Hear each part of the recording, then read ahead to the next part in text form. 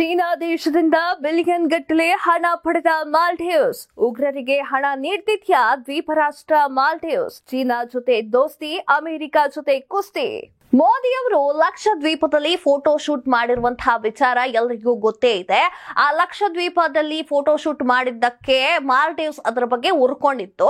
ಅದು ಏನ್ ಮಾಡಿದೆ ಅಂತಂದ್ರೆ 3-4 ಜನರು ಅಲ್ಲಿರುವಂತಹ ರಾಜಕಾರಣಿಗಳು, ಮಾಲ್ಡೀವ್ಸ್ ನಲ್ಲಿರುವಂತಹ ರಾಜಕಾರಣಿಗಳು ಏನ್ ಮಾಡಿದ್ದಾರೆ, ಮೋದಿ ವಿರುದ್ಧ ಟ್ವೀಟ್ ಅನ್ನ ಮಾಡಿದ್ದಾರೆ. ಈ ಕಾರಣಕ್ಕೋಸ್ಕರ ಬಾಯ್ಕಟ್ ಮಾಲ್ಡೀವ್ಸ್ ಅಂತ ಭಾರತದಲ್ಲಿ ಶುರುವಾಗಿತ್ತು. ಭಾರತದಲ್ಲಿ ತುಂಬಾ ಜನ ಪ್ರವಾಸಿಗರು ಮಾಲ್ಡೀವ್ಸ್ಗೆ ಹೋಗ್ಬೇಕು ಅಂತ ಅನ್ಕೊಂಡಿದ್ರು, ಟಿಕೆಟ್ ಕೂಡ ಬುಕ್ ಮಾಡಿದ್ರು. ಆದ್ರೆ ಈ ಇನ್ಸಿಡೆಂಟ್ ನಡೆದ ಮೇಲೆ ಎಲ್ಲರೂ ಕೂಡ ಟಿಕೆಟ್ ಅನ್ನ ಕ್ಯಾನ್ಸಲ್ ಮಾಡಿದ್ದಾರೆ. ಈ ಕಾರಣಕ್ಕೋಸ್ಕರ ಮಾಲ್ಡೀವ್ಸ್ ಏನ್ ಮಾಡಿದೆ ಅಂತಂದ್ರೆ ಸೀದಾ ಚೀನಾದ ಹತ್ರ ಹೋಗುತ್ತೆ. ಚೀನಾದ ಹತ್ರ ಹೋಗಿ ಹೇಳುತ್ತೆ, ನಮ್ಮ ಪ್ರವಾಸೋದ್ಯಮಕ್ಕೆ ಸ್ವಲ್ಪ ಹೆಲ್ಪ್ ಮಾಡಿ, ನಿಮ್ಮ ಚೀನಾದಿಂದ ಹೋಗುವಂತಹ ಪ್ರವಾಸಿಗರಿದ್ರೆ ಅವ್ರನ್ನ ಕಳಿಸ್ಕೊಡಿ ನಮ್ಮ ಮಾಲ್ಡೀವ್ಸ್ಗೆ ಅಂತ ಹೋಗಿ ಕೇಳ್ಕೊಳ್ಳುತ್ತೆ. ಈ ಕಾರಣಕ್ಕೋಸ್ಕರ ಚೀನಾ ಹೆಲ್ಪ್ ಮಾಡೋಕೆ ಮುಂದಾಗುತ್ತೆ. ಇಲ್ಲಿ ಭಾರತದಲ್ಲಿ ಲಕ್ಷದ್ವೀಪದಲ್ಲಿ ಅಭಿವೃದ್ಧಿ ಕಾರ್ಯಗಳು, ಚಟುವಟಿಕೆಗಳು ನಡೀತಾ ಇದೆ. ಈ ಕಾರಣಕ್ಕೋಸ್ಕರ ಚೀನಾ ಸ್ವಲ್ಪ ಹೊಟ್ಟೆ ಹುರಿಯನ್ನ ಪಟ್ಟಿದೆ. ಹಾಗೆ ಅಮೆರಿಕಾದವರು ಕೂಡ ಮಾಲ್ಡೀವ್ಸ್ಗೆ ಹೋಗೋಕೆ ನಿರ್ಬಂಧವನ್ನ ಹೇರಿದ್ದಾರೆ. ಯಾಕಾಗಿ ಅಂತಂದ್ರೆ ಹಲವಾರು ಉಗ್ರ ಸಂಘಟನೆಗಳಿಗೆ ಇದು ಹಣಕಾಸಿನ ಸಹಾಯವನ್ನ ಮಾಡ್ತಿದೆ ಮಾಲ್ಡೀವ್ಸ್ ಅಂತ ನಿರ್ಬಂಧವನ್ನ ಹೇರಿದೆ. ಅದು ಚೀನಾಕ್ಕೆ ತುಂಬಾ ಹೊಡೆತವಾಗಿದೆ. ಯಾಕಂತಂದ್ರೆ ಇವಾಗ ಆಲ್ರೆಡಿ ಸಾಲ ಕೊಟ್ಕೊಂಡ್ಬಿಟ್ಟಿದೆ ಮಾಲ್ಡೀವ್ಸ್ಗೆ.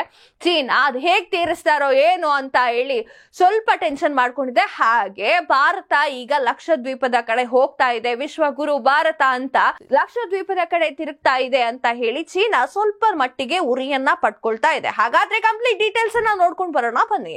6 ತಿಂಗಳ ಹಿಂದಷ್ಟೇ ಅಮೆರಿಕಾದಿಂದ ಹಲವಾರು ನಿರ್ಬಂಧಗಳಿಗೆ ಒಳಗಾಗಿರುವಂತಹ ಮಾಲ್ಡೀವ್ಸ್ ದೇಶ ಇದೀಗ ಮತ್ತೊಂದು ಸಂಕಷ್ಟಕ್ಕೆ ಸಿಲುಕಿದೆ. ನೆರೆ ರಾಷ್ಟ್ರ ಭಾರತದ ಜೊತೆ ಸೌಹಾರ್ದತೆಯ ಬಂಧವನ್ನ ಇಟ್ಕೊಳ್ಬೇಕಾಗಿದ್ದ ಮಾಲ್ಡೀವ್ಸ್ ಚೀನಾ ದೇಶದ ಕುಮ್ಮಕ್ಕಿನಿಂದಾಗಿ ತನ್ನ ಪ್ರವಾಸೋದ್ಯಮ ಭದ್ರಕೋಟೆಯನ್ನ ತಾನಾಗೆ ಒಡ್ಕೊಂಡ್ಬಿಟ್ಟಿದೆ. 6 ತಿಂಗಳ ಹಿಂದೆ ಮಾಲ್ಡೀವ್ಸ್ ವಿರುದ್ಧ ಅಮೆರಿಕ ಕೆಂಗಣ್ಣನ್ನ ಬಿಟ್ಟಿತ್ತು. ಅಂತಾರಾಷ್ಟ್ರೀಯ ಮಟ್ಟದ ಅಂತರ ಸೃಷ್ಟಿಸುವ ಉಗ್ರ ಸಂಘಟನೆಗಳಾಗಿರುವಂತಹ ಐಸಿಎಸ್ಕೆ ಹಾಗೂ ಅಲ್ ಖೈದಾ ಉಗ್ರ ಸಂಘಟನೆಗಳಿಗೆ ಮಾಲ್ಡೀವ್ಸ್ ಹಣದ ಸಹಾಯವನ್ನ ಮಾಡ್ತಿದೆ ಅನ್ನುವಂತಹ ಆರೋಪ ಕೇಳಿ ಬರ್ತಾ ಇತ್ತು. ಮಾಲ್ಡೀವ್ಸ್ ದೇಶದ 20 ಮಂದಿ ಹಾಗೂ 29 ಕಂಪನಿಗಳ ವಿರುದ್ಧ ಭಯೋತ್ಪಾದನೆಯ ಹಣಕಾಸು ಒದಗಿಸುವ ಆರೋಪ ಕೇಳಿ ಬಂದಿತ್ತು. ಈ ಆರೋಪಗಳು ದೃಢಪಟ್ಟ ಹಿನ್ನೆಲೆಯಲ್ಲಿ ಅಮೆರಿಕ ಸರ್ಕಾರ ಮಾಲ್ಡೀವ್ಸ್ ದೇಶದ ಮೇಲೆ ನಿರ್ಬಂಧವನ್ನ ವಿಧಿಸಿತ್ತು. ಇದಾದ ಬಳಿಕ ಅಕ್ಟೋಬರ್ 2023ರ ವೇಳೆಗೆ ಮಾಲ್ಡೀವ್ಸ್ ಅಧ್ಯಕ್ಷರಾಗಿ ಆಯ್ಕೆಯಾಗಿರುವಂತಹ ಮೊಹಮ್ಮದ್ ಮಹೀಜ್ ಆರಂಭದಿಂದಲೂ ಭಾರತ ವಿರೋಧಿ ಧೋರಣೆಯನ್ನ ಹೊಂದಿದ್ರು. ಮಾಲ್ಡೀವ್ಸ್ ನಲ್ಲಿ ಇದ್ದ ಭಾರತೀಯ ಸೈನಿಕರ ಸಿಬ್ಬಂದಿಗಳನ್ನ ಎತ್ತಂಗಡಿ ಮಾಡುವಲ್ಲೂ ಇನ್ನಿಲ್ಲದ ಹರಸಾಹಸವನ್ನೇ ಮಾಡ್ತಾ ಇದ್ರು. ಹೀಗೆ ನೋಡಿದ್ರೆ ಮಾಲ್ಡೀವ್ಸ್ ಕೋರಿಕೆಯ ಮೇರೆಗೆ ಆ ದೇಶದಲ್ಲಿ ಇದ್ದ ಭಾರತೀಯ ಸೈನಿಕರು, ಯೋಧರು ವಾಪಸ್ ಆಗುವಂತೆ ಆಯ್ತು. ಅದು ಕೂಡ ಮಾಲ್ಡೀವ್ಸ್ ದೇಶದ ಉಗ್ರ ಸಂಘಟನೆಗಳಿಗೆ ಹಣಕಾಸಿನ ನೆರವು ನೀಡ್ತಿದೆ ಅನ್ನುವಂತಹ ಆರೋಪ ಸಾಬೀತಾದ ಬಳಿಕ ಈ ರೀತಿ ಕೆಲಸಗಳು ಆಗಿದೆ.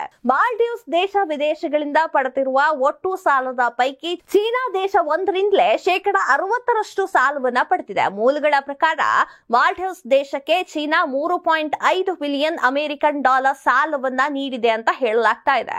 ಆದರೆ ಈ ಅಂಕಿ ಅಂಶಗಳನ್ನ ಚೀನಾ ನಿರಾಕರಿಸಿದೆ. ಮಾಲ್ಡೀವ್ಸ್ ದೇಶದ ಒಟ್ಟು ಸಾಲ $7.1 ಬಿಲಿಯನ್ ಇದ್ದು, ಈ ಪೈಕಿ ಅರ್ಧಕ್ಕೂ ಹೆಚ್ಚು ಪ್ರಮಾಣದ ಸಾಲವನ್ನ ಚೀನಾ ದೇಶಕ್ಕೆ ಹಿಂತಿರುಗಿಸಬೇಕಾಗಿದೆ. ಈ ಕಾರಣದಿಂದಲೇ ಮಾಲ್ಡೀವ್ಸ್ ಚೀನಾದ ಕೈಗೊಂಬೆಯಾಗಿ ಬದಲಾಗುವ ಪರಿಸ್ಥಿತಿ ಏರ್ಪಟ್ಟಿದೆ. ಮಾಲ್ಡೀವ್ಸ್ನ ಈ ಆರ್ಥಿಕ ಸಂಕಷ್ಟವು ಮುಂದಿನ ದಿನಗಳಲ್ಲಿ ಈ ಭಾಗದ ಪ್ರಾದೇಶಿಕ ಭದ್ರತೆ ಮೇಲೂ ಗಂಭೀರ ಪರಿಣಾಮ ಬೀಳಬಹುದಾಗಿದೆ. ಹಿಂದೂ ಮಹಾಸಾಗರದ ಆಯಕಟ್ಟಿನ ಸ್ಥಳದಲ್ಲಿ ಇರುವ ಮಾಲ್ಡೀವ್ಸ್ ದೇಶ ಚೀನಾದ ಪ್ರಭಾವಕ್ಕೆ ಒಳಗಾಗಿದೆ. ಭಾರತದ ಭದ್ರತೆ ದೃಷ್ಟಿಯಿಂದ ಪ್ರಮುಖ ತೊಡಕು ಇದಾಗಿದೆ. ಮಾಲ್ಡೀವ್ಸ್ ಸುಮ್ನೆ ಇರೋದ್ ಬಿಟ್ಟು ಮೋದಿ ಅವರ ವಿರುದ್ಧ ಟ್ವೀಟ್ ಅಲ್ಲಿ ಮಾತನಾಡಿತ್ತು. ಈ ಕಾರಣಕ್ಕೋಸ್ಕರ ಈಗ ಲಕ್ಷದ್ವೀಪ ಅಭಿವೃದ್ಧಿಯತ್ತ ಸಾಗ್ತಾ ಇದೆ.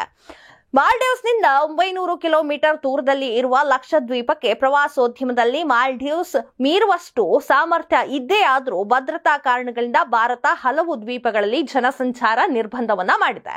ಭಾರತದ ಪ್ರಮುಖ ಪ್ರತಿಷ್ಠಿತ ಸಂಸ್ಥೆಗಳು, ಹೋಟೆಲ್ಗಳು, ಪ್ರವಾಸೋದ್ಯಮದ ದಿಗ್ಗಜರು ಲಕ್ಷದ್ವೀಪಕ್ಕೆ ಎಂಟ್ರಿಯನ್ನ ಕೊಟ್ಟರೆ ಈ ತಾಣವನ್ನ ಮಾಲ್ಡೀವ್ಸ್ ನಂತೆಯೇ ಅಭಿವೃದ್ಧಿ ಪಡಿಸಬಹುದು, ಅದೇನು ಕಷ್ಟದ ವಿಚಾರ ಅಲ್ಲ ಅಂತ ಹೇಳಲಾಗಿದೆ. ಇದೀಗ ಪ್ರಧಾನಿ ಮೋದಿ ಅವರು ನೀಡಿರುವ ಕರೆ ಲಕ್ಷದ್ವೀಪದತ್ತ ಪ್ರವಾಸಿಗರು ತಿರುಗಿ ನೋಡುವಂತೆ ಮಾಡಿದೆ. ಮುಂದಿನ ದಿನಗಳಲ್ಲಿ ಲಕ್ಷದ್ವೀಪದ ಪ್ರವಾಸೋದ್ಯಮ ಅಭಿವೃದ್ಧಿಗೆ ಈ ಬೆಳವಣಿಗೆಗಳು ನಾಂದಿ ಹಾಡಬೇಕಾಗಿದೆ.